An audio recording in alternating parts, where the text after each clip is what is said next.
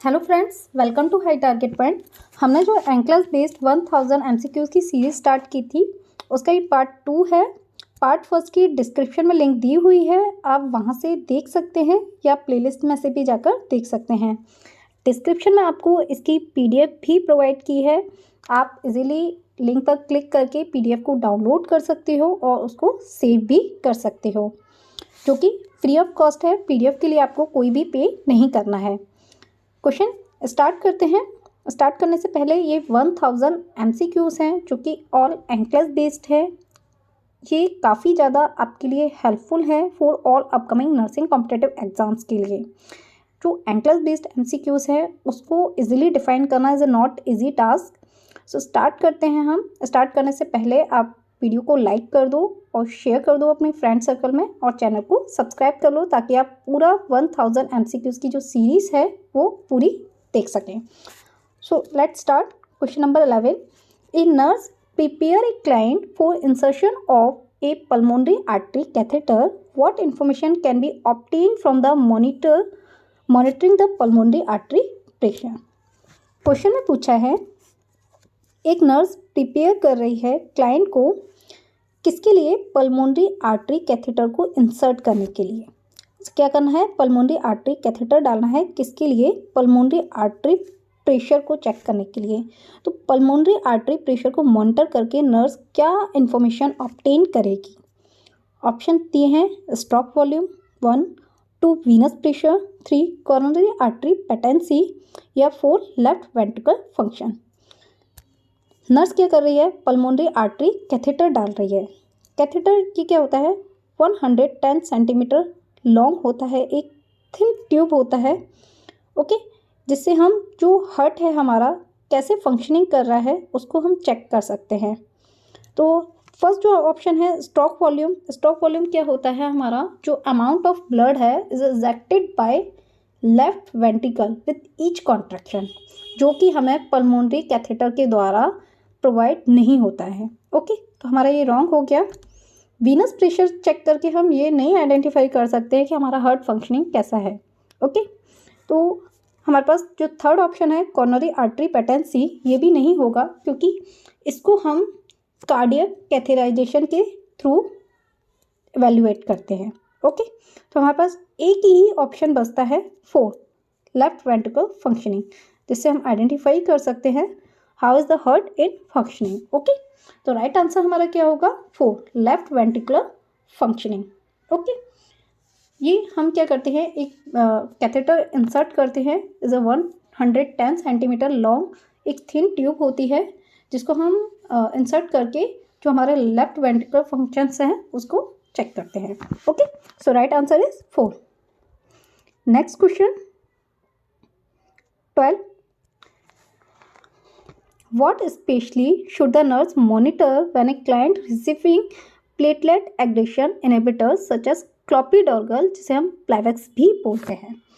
Question में पूछा है नर्स स्पेशली नर्स को क्या मॉनिटर करना चाहिए अगर पेशेंट क्लोपिडोग्राल ले रहा है, जो कि क्या है? प्लेटलेट एग्रीगेशन इनहिबिटर है। ओके, ऑप्शन में दिया है आपको nausea, epistaxis, is a nose bleeding. Okay, epistaxis को हम क्या बोलते हैं? नोज से ब्लीडिंग होती है उसे हम एपिस्टेक्सिस बोलते हैं। थर्ड दिया हुआ है चेस्ट पेन, फोर्थ दिया हुआ है एलिवेटेड टेम्परेचर का बढ़ना। तो नर्स को किस कंडीशन को असेस करना चाहिए पेशेंट अगर क्लोपिडोग्राल ले रहा है जो कि प्लेटलेट एग्रीगेशन इनहिबिटर है? सिंपल सा क्वेश्चन है। क्लोपिडोग्राल क्या होती है? हमारी एंटीकोगुलेंट है, ठीक है, एंटीकोगुलेंट है, ब्लड को क्या कर रही है? थिन कर रही है। तो सिंपल सा है, जहाँ से हमें ब्लीडिंग होने के चांस है उसी को हम क्या करेंगे? असेस करेंगे, एपिस्टेक्सिस को असेस करेंगे। ओके, तो नोज अगर ब्लीडिंग हो रही है या जो भी हमारे अगर ब्लीडिंग का कोई ऑप्शन दिया हुआ है जहाँ से ब्लीडिंग होने के चांसेस हैं उसको हम क्या करेंगे? असेस करेंगे इफ़ पेशेंट क्या है? ऑन क्लोपिडोग्राल टैबलेट पे है। Okay, so right answer is 2। Next question, एक क्लाइंट इज रिसीविंग वाफरिन, जिसे हम कॉमेडिन भी बोलते हैं, which test result should the nurse use to determine if the daily dose of this anticoagulant is therapeutic? ये क्या पूछा है? क्वेश्चन में कि पेशेंट क्या ले रहा है, वारफरिन ले रहा है, ठीक है। तो कौन से टेस्ट के बेस पे आप वारफरिन देंगे पेशेंट को? नर्स को कौन सा टेस्ट रिजल्ट डिटरमाइन करना चाहिए? अगर पेशेंट क्या है, डेली डोज पे है, एंटीकोगुलेंट इज थेरापेटिक। पेशेंट की जो एंटीकोगुलेंट है वारफरिन, वो क्या है, थेरापेटिक है। ओके, तो हमें पहले इसका नॉर्मल लेवल पता होना चाहिए। अगर नॉर्मल लेवल देके पूछते हैं तो हमें वो भी पता होना चाहिए। ओके, तो हमारा जो वारफरिन है is A anticoagulant. Okay, warfarin क्या है, हमारा एक एंटीकोगुलेंट है जिसका हमारा अगर थेरापेटिक में है तो उसकी रेंज कितनी होती है, 2.0 to 3.0 in therapeutic level. Okay, ये हमें याद रखना है क्योंकि इस पे भी क्वेश्चन बन सकता है। अगर लेवल दे देते हैं तो हमें वो भी पता होना चाहिए। 2.0 to 3.0 is a therapeutic level of warfarin.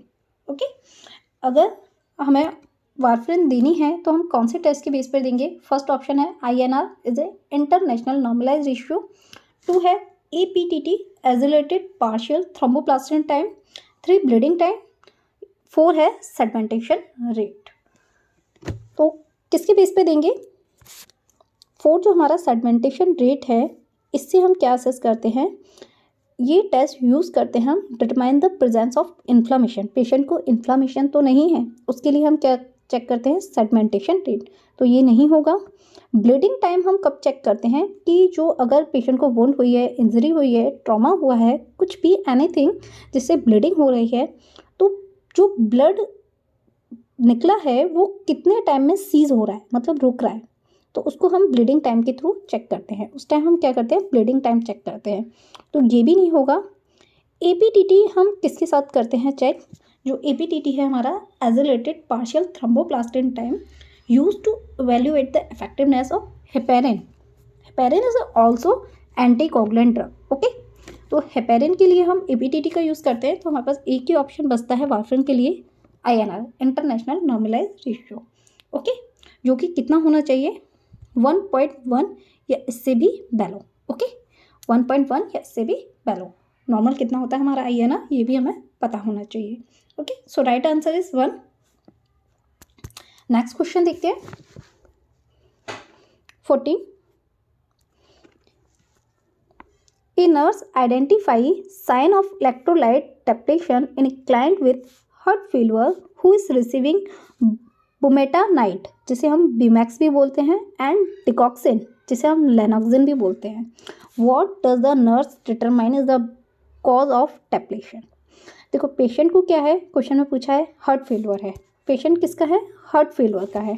Heart failure के लिए हम क्या देंगे, बुमेटानाइट का और डिकॉक्सिन का यूज़ करते हैं। DOC है हमारी, डिकॉक्सिन क्या है, also is DOC with heart failure patient. Okay, तो पेशेंट को क्या हुआ है, इलेक्ट्रोलाइट का डेप्लीशन हुआ है। इलेक्ट्रोलाइट मतलब कम हो गया है या डिसबैलेंस हो गया है इलेक्ट्रोलाइट का। पेशेंट क्या था, हार्ट फेलियर का था, बुमेटानाइट ले रहा है और डिकॉक्सिन ले रहा है। तो इसका कॉज पूछा है, जो इलेक्ट्रोलाइट में डेप्लीशन आया है, इसका क्या रीज़न हो सकता है? इस डायोटिक थेरेपी की वजह से हो रहा है, ऑप्शन 1 है, या सोडियम रेस्ट्रिक्शन किया है हमने, या कंटिन्यूअस डिस्पीनिया की वजह से हुआ है, या इनएडुकेट ओरल इंटेक की वजह से हुआ है। देखो, जो हमारा इनएडुकेट ओरल इंटेक है वो क्या करेगा, इसको अफेक्ट नहीं करेगा, इलेक्ट्रोलाइट डेप्लीशन नहीं करेगा, इज अनअफेक्टेड। जो कंटिन्यूअस डिस्पीनिया है हमारा, dyspnoea is a difficulty in breathing, is not directly result in depletion of electrolyte. Electrolyte का डेप्लीशन नहीं करेगा डायरेक्टली अगर कंटिन्यूअस डिस्पीनिया रहता है तो ये भी हमारा नहीं होगा। सोडियम रेस्ट्रिक्ट हम नहीं कराते हैं या नहीं होगा अगर पेशेंट क्या ले रहा है, बुमेटानाइट ले रहा है तो, ठीक है। बुमेटानाइट के साथ हमारा सोडियम रेस्ट्रिक्शन नहीं होगा। हमारे पास एक ही ऑप्शन बचता है, डायरेटिक थेरेपी की वजह से ही हो रहा है। डायरेटिक थेरेपी, इसमें हमारा बुमेटानाइट भी आता है। ओके, ये क्या है हमारा, एक डायरेटिक है बुमेटानाइट। ये कैसे करेगा, ये क्या करता है, इसका मैकेनिज्म ऑफ एक्शन क्या होता है, जो डायरेटिक्स है is also called water pills. Okay, ये क्या करता है, अफेक्ट करता है डायरेक्टली लूप ऑफ हेल्मने को। ओके, ये जो ड्रग है बुमेटानाइट, ये डायरेक्टली या इनडायरेक्टली लूप ऑफ हेनले को अफेक्ट करती है और क्या करती है, इंक्रीज करती है सोडियम क्लोराइड पोटेशियम की एक्सक्रीशन को, जिसकी वजह से क्या हो देखने को मिलेगा, हमें इलेक्ट्रोलाइट डेप्लेशन देखने को मिलेगा। ओके, सो राइट आंसर हमारा क्या होगा, फर्स्ट डायरेटिक थेरेपी, जिसकी वजह से हमें क्या देखने को मिल रहा है, जो हमारा इलेक्ट्रोलाइट्स का है उसका डेप्लेशन देखने को मिल रहा है। लूप ऑफ हेनले को ये डायरेक्टली अफेक्ट करती है। ओके, ये लूप ऑफ हेनले क्या होता है, सॉरी,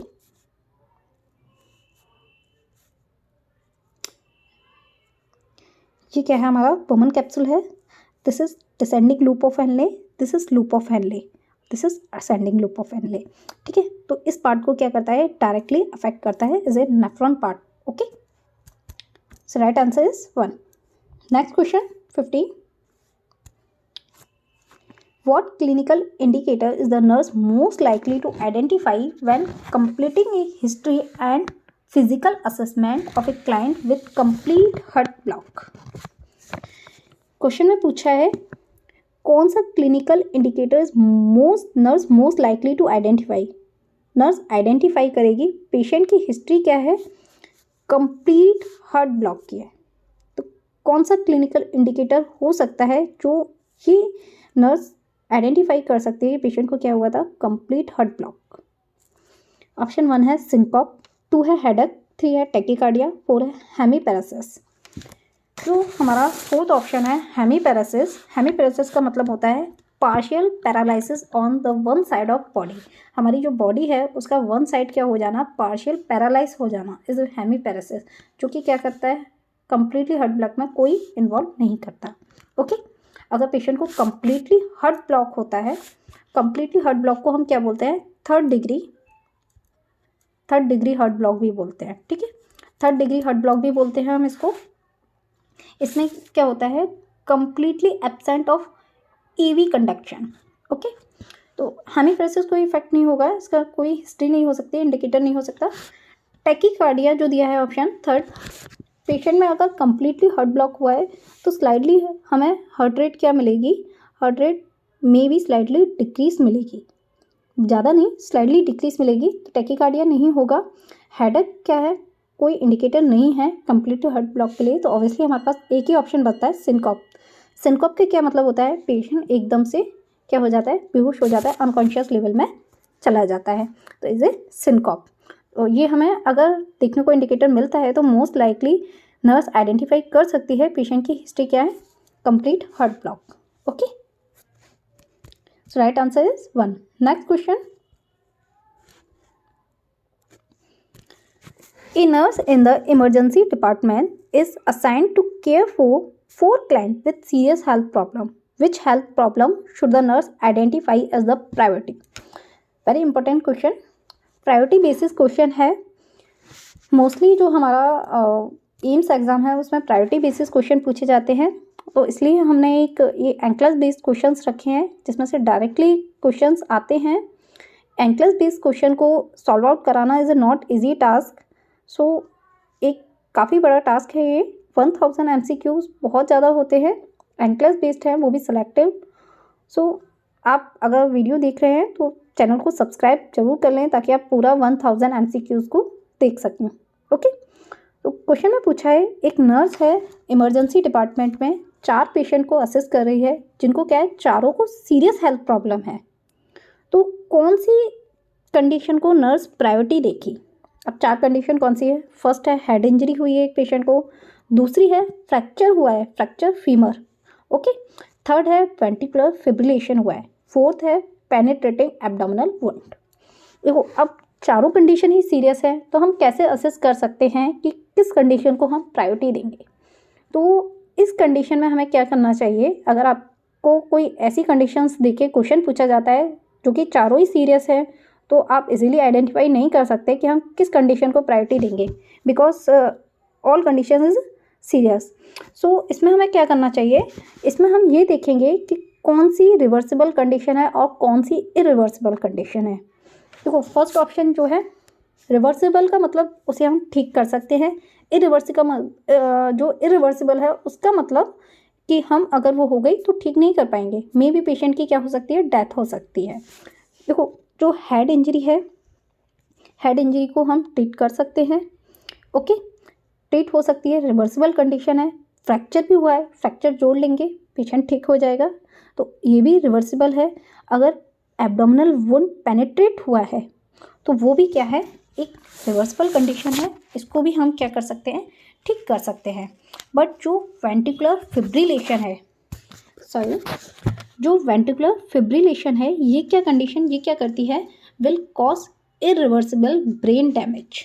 मतलब क्या करेगी, जो हमारा ब्रेन है उसको क्या कर देगी, ब्रेन को डैमेज कर देगी, जो कि क्या होगा, इरिवर्सिबल होगा। मतलब हम उसको ठीक नहीं कर सकते, बिकॉज वो उस पेशेंट की डेथ कर देगा विद इन मिनट्स, ओके। तो आपको समझ आ गया होगा, ये कंडीशंस क्या हैं, रिवर्सिबल है, बट वेंट्रिकुलर फिब्रिलेशन क्या करेगा, जो हमारा ब्रेन है उसको डैमेज कर देगा, वो भी इरिवर्सिबल ब्रेन डैमेज करेगा, विद इन मिनट्स के अंदर ही पेशेंट की क्या हो जाएगी, डेथ हो जाएगी, जिसको हम फिर ट्रीट नहीं कर सकते। हेड इंजरी हुई है, अगर पेशेंट को हम थोड़ी देर और वेट कराएंगे तो हम उसको ट्रीट कर सकते हैं, फ्रैक्चर भी ठीक कर सकते हैं, कोई वुंड हुआ है उसको भी ठीक कर सकते हैं, और कंडीशंस 4 ही सीरियस हैं। तो हमें इरिवर्सिबल और रिवर्सिबल देखना है ताकि हम राइट आंसर को आइडेंटिफाई कर सकें, okay. So right answer is 3। Next question 17. A client with bundle branch block is on cardiac monitor. What ECG change should the nurse identify on client cardiac monitor? अब question में पूछा है कि patient क्या है, question में क्या पूछा है, पेशेंट को क्या हुआ है, बंडल ब्रांच ब्लॉक हुआ है, पेशेंट क्या है, कार्डियक मॉनिटर पे है, कौन सी ईसीजी चेंजेस नर्स आइडेंटिफाई करेगी कार्डियक मॉनिटर पे। ऑप्शन 1 है sagging ST segment. Sagging mean या तो फॉल डाउन या short, okay, can say fall down या शॉर्ट, ओके। या सेकंड ऑप्शन है absence of P wave configuration. Third है inverted T wave following each QRS complex. Fourth है widening of QRS complex to a minimum of 0.12 second. तो जो हमारा 1 and third option है, ये हमें किस में देखने को मिलता है, is a result of cardiac damage. किस में देखने को मिलेगा हमें, कार्डियक डैमेज में, ठीक है। अगर पेशेंट का क्या हुआ है, कार्डियक डैमेज हुआ है, उसमें हमें ये देखने को मिलेगा। पेशेंट को क्या है, बट बंडल ब्रांच ब्लॉक है। बंडल ब्रांच ब्लॉक क्या होता है हमारा, तो हमारा ये फर्स्ट और थर्ड ऑप्शन तो नहीं होगा, ये हमें किस में देखने को मिलता है, जो पेशेंट कार्डियक डैमेज हुआ है उनमें, ओके। बंडल ब्रांच ब्लॉक क्या है, इसमें जो हमारे इलेक्ट्रिकल इम्पल्सेस है वो क्या हो जाते हैं, या तो डिले हो जाते हैं या ब्लॉक हो जाते हैं इन वेंट्रिकल्स में। इलेक्ट्रिकल इम्पल्स क्या करते हैं, जो ट्रैवल हो रहे हैं मेक द हार्ट बीट के लिए, ओके, वो क्या हो गए हैं, डिले हो गए हैं या ब्लॉक हो गए हैं, इसको हम बंडल ब्रांच ब्लॉक बोलते हैं। तो हमारे पास 2 ही ऑप्शन बचते हैं, सॉरी, एक एब्सेंस ऑफ पी वेव कन्फर्गेशन या वाइडनिंग ऑफ क्यूआरएस कॉम्प्लेक्स। तो जो एब्सेंस ऑफ पी वेव है, ये हमें किस में देखने को मिलती है, क्या इंडिकेट करती है, इज आर्टियल फिब्रिलेशन या साइनो आर्टियल अरेस्ट को। तो हमारे पास एक ही ऑप्शन बचता है, जो हमारा बंडल ब्रांच ब्लॉक है, उसमें हमारा ईसीजी क्या रिप्रेजेंट करेगी, is a widening of QRS complex, okay. Bundle branch block is a electrical impulse delay या block in ventricles that's travel to make heartbeat and that result widening of QRS complex, okay. So right answer is 4. Next question, in addition to atrial fibrillation, what ventricular rhythm exhibited by the client does the nurse determine may be converted to a sinus rhythm by cardioversion? Sorry, question में पूछा है, एक patient है जो क्या है, cardioversion पे है। तो कार्डियोवर्जन क्या है हमारा, पहले हम ये देख लेते हैं। कार्डियोवर्जन से हम क्या करते हैं, जो हमारी नॉर्मल हार्ट रिदम है उसको रिस्टोर करता है कार्डियोवर्जन। क्वेश्चन में पूछा है कि पेशेंट कार्डियोवर्जन जो आर्टियल फिब्रिलेशन के लिए हम यूज़ कर रहे हैं, इसके अलावा कौन सी साइनस रिदम को भी करेक्ट कर सकता है। तो कार्डियो वर्जन का हम यूज़ आर्टियल फिब्रिलेशन में करते हैं और सुप्रावेंट्रिकुलर टैकीकार्डिया में करते हैं। और किस में करते हैं, किसको हम कन्वर्ट कर सकते हैं किस साइनस रिदम को बाय कार्डियो वर्जन के थ्रू। ऑप्शन 1 है स्टैंड स्टिल। स्टैंड स्टिल में क्या होता है, कोई मूवमेंट प्रोग्रेस एक्टिविटी नहीं होती है। फर्स्ट हमारा जो कार्डियो वर्जन है ये क्या करता है, इसमें हमारा जो इन्वॉल्व एडमिनिस्ट्रेशन ऑफ जो हमारा प्रीकॉर्डियल शॉक है वो दिया जाता है, जो कि क्या होता है सिंक्रोनाइज्ड होता है आर वेव के साथ। ठीक है, आर वेव के साथ सिंक्रोनाइज्ड होता है। और जो स्टेंड्रल और फिब्रिलेशन है ये आर वेव के साथ सिंक्रोनाइज नहीं होते, तो इसलिए हमारा ये ऑप्शन नहीं होगा। हमारे पास 2 ऑप्शन बचते हैं, टैकीकार्डिया विद पल्स और फ्रिक्वेंट प्रीमेच्योर कॉम्प्लेक्सेस। तो जो हमारा 4th ऑप्शन है फ्रिक्वेंट प्रीमेच्योर, ये क्या है, is a response well to anti dysrhythmic agent.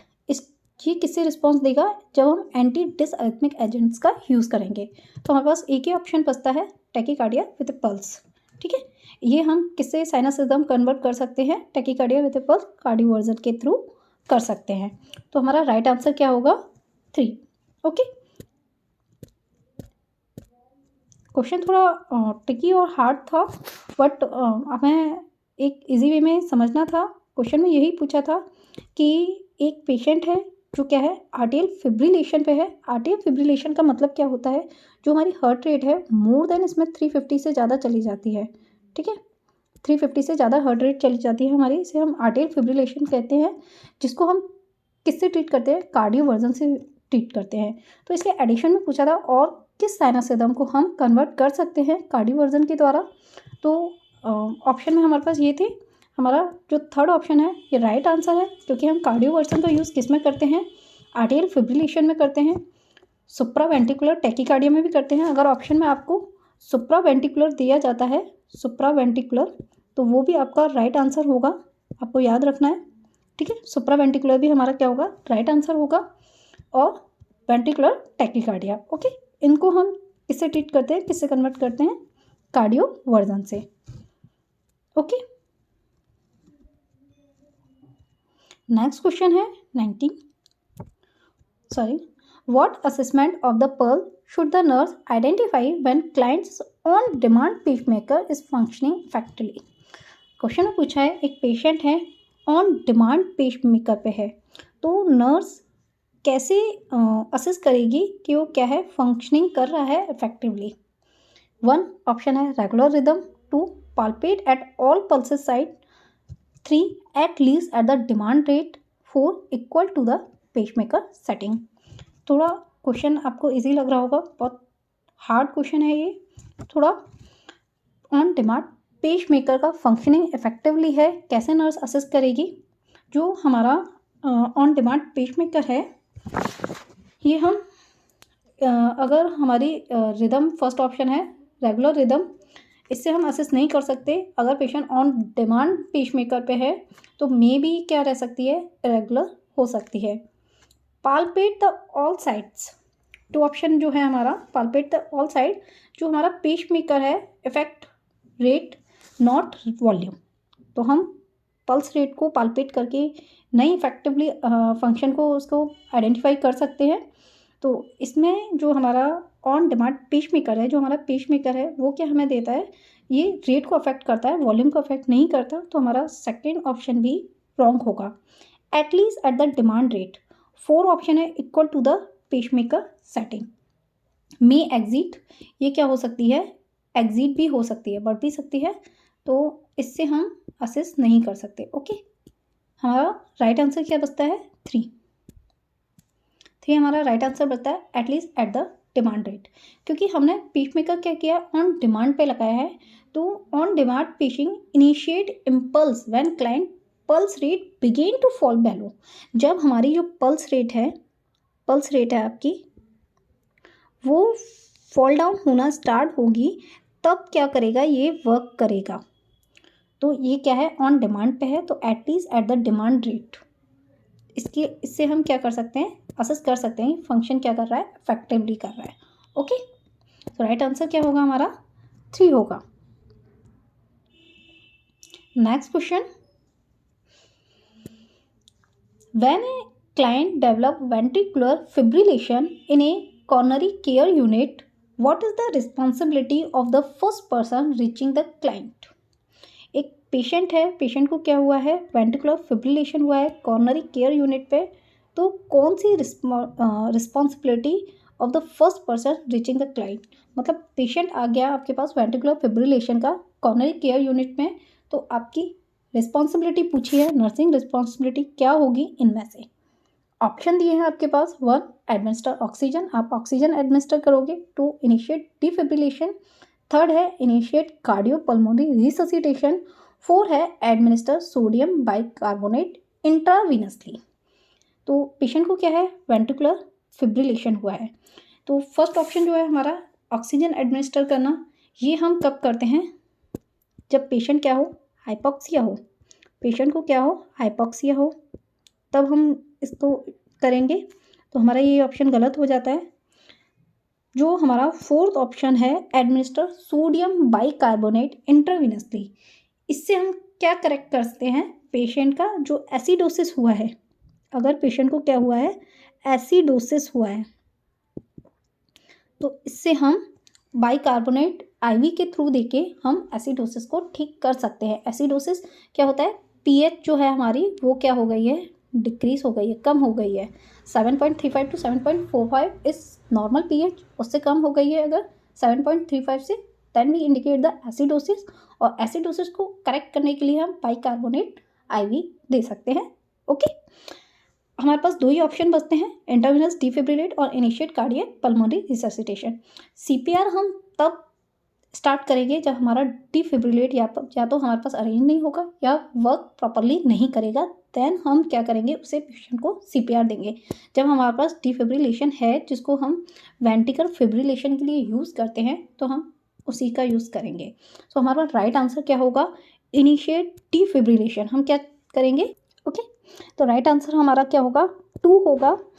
हमारा जो वेंट्रिकुलर फिब्रिलेशन है, इसमें हमें ये याद रखना है, मोर देन जो हमारी HR है हार्ट रेट, वो मोर देन 300 से ज़्यादा हो जाती है, उसे हम वेंट्रिकुलर फिब्रिलेशन कहते हैं। तभी हमें क्या करना है, उसमें डिफिब्रिलेटर का यूज़ करना है। डिफिब्रिलेशन हम करते कैसे हैं, ये इंपॉर्टेंट है। 2 टाइप से हम डिफिब्रिलेटर का यूज़ करते हैं, एक तो मोनोफेजिक होता है, एक बाईफेजिक होता है। जो हमारा मोनोफेजिक होता है और एक क्या होता है, बायोफिजिक। ठीक है, बायोफिजिक जो होता है, मोनोफिजिक में हम एक टाइम क्या करते हैं, शॉक डिलीवर करते हैं, और बायोफिजिक में हम 3 टाइम शॉक डिलीवर करते हैं। ठीक है, और जो शॉक डिलीवर करते हैं वो जूल में होते हैं, इसमें हम 1 टाइम करते हैं 360 जूल पर। ओके, और इसमें जो हम 2 टाइम्स डिलीवर करते हैं, एक 260 जूल पर करते हैं, एक हम 300 जूल पर करते हैं, एक हम 360 जूल पर करते हैं। ठीक है, तो ये थोड़ा आपको मैंने डिफिब्रिलेटर के बारे में बता दिया है, आप कैसे यूज़ कर सकते हो। डिफिब्रिलेटर से आपका जो नॉर्मल रिदम है उसको हम रिस्टोर कर सकते हैं। मोस्टली हम वेंट्रिकुलर फिब्रिलेशन में ही इसका यूज़ करते हैं। Okay, so thanks friends for watching. Please subscribe high target point for watch more videos and complete this 1000 MCQ series. Thank you friends. Press bell icon for notification, like and share in your friends.